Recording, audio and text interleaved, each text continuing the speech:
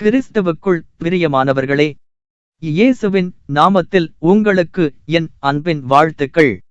இந்த பதிவில் பைபிள் எப்படி தியானிப்பது என்று பார்க்கலாம். முதலில், நீங்கள் ஒரு பைபிள் வாங்கினீர்கள் என்றால் அதை ஏதாவது ஒன்றை படிப்போம், தியானிப்போம், கற்றுக்கொள்வோம் என்று இருக்காதீர்கள். பைபிள் நம்முடைய அன்றாட வாழ்க்கைக்கு மிகவும் முக்கியமானது. தினமும் ஒவ்வொரு நாள் காலையில் எழுந்து படிக்க வேண்டும். அதை எப்படி படிக்க வேண்டும் என்று சொல்கிறேன். பைபிளில் 2 பிரிவினை இருக்கிறது. ஒன்று பழைய ஏற்பாடு, இன்னொன்று புதிய ஏற்பாடு. இதில் பழைய ஏற்பாடு என்றால் இயேசு வருவதற்கு முன்பு தேவன் எப்படியெல்லாம் இருந்தார், மனிதர்களுக்கு என்ன சொல்லியிருக்கிறார், எப்படி இருக்க வேண்டும், பாவம் செய்தால் என்ன ஆகும், கிறிஸ்தவர்கள் எப்படி இருக்க வேண்டும் என்று பல கட்டளைகளை வைத்திருந்தார். அதுவே புதிய ஏற்பாட்டில்.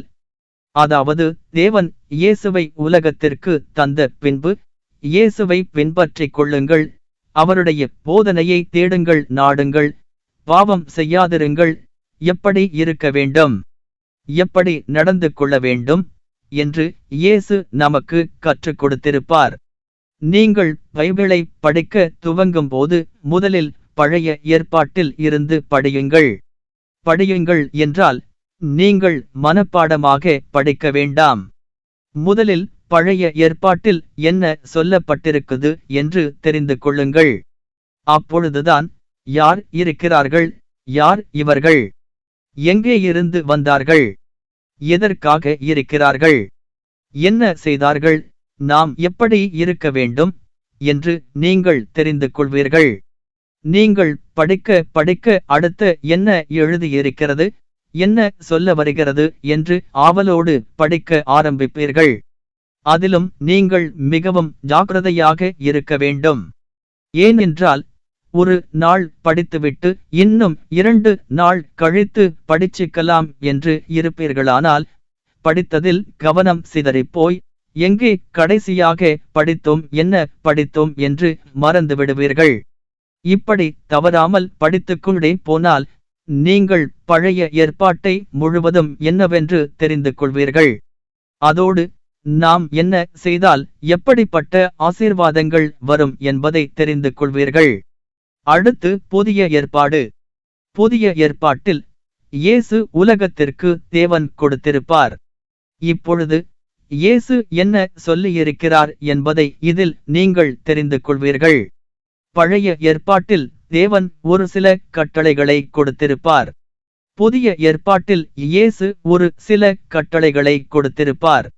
இயேசு எதற்காக உலகத்திற்கு வந்தார், என்ன செய்தார், யாருக்காக சிலுவையில் அறையப்பட்டார் என்பதை நீங்கள் தெரிந்து கொள்வீர்கள்.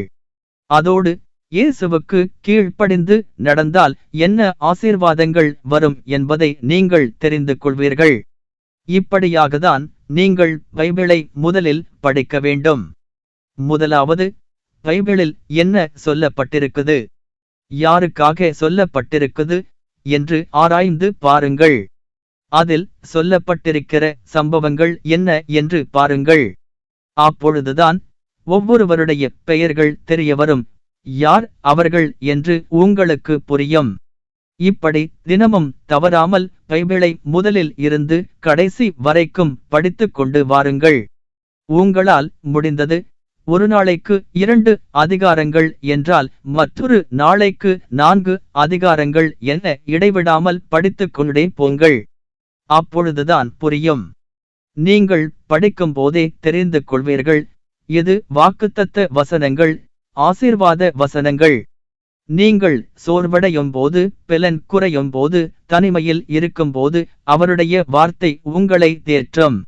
ஒருமுறை நீங்கள் பைபிளில் என்ன சொல்லப்பட்டிருக்குது என்று தெரிந்து கொண்டீர்களானால் நிச்சயம் அடுத்த முறை படிக்கும்போது நன்றாக எல்லாம் தெரிந்து கொள்வீர்கள்.